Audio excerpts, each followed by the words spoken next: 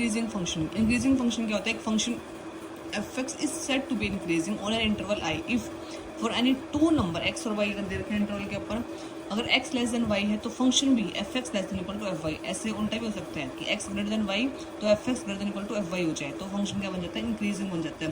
दूसरा क्या है? If function fx is differentiable on open interval I, अगर कोई फंक्शन डिफरेंशिएबल है ओपन इंटरवल I के ऊपर, then we have f single derivative x greater than equal to zero. अगर आपका सिंगल डेरिवेटिव है जो वो greater than equal to zero आ जाता है आई के ऊपर, तो फंक्शन क्या बोल देते हैं? इंक्रीजिंग बोल देते हैं फंक्शन के ऊपर।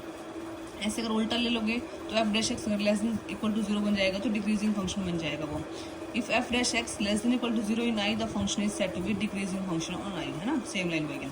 सिमेट्रिक ऑफ कर्व पढ़ते हैं, इसमें क्या होता है?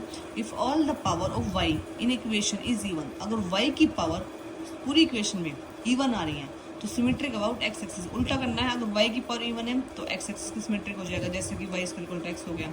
If all the power of x in equation is even, अगर x की पावर इवन है तो सिमेट्रिक अबाउट y एक्सिस हो जाएगा।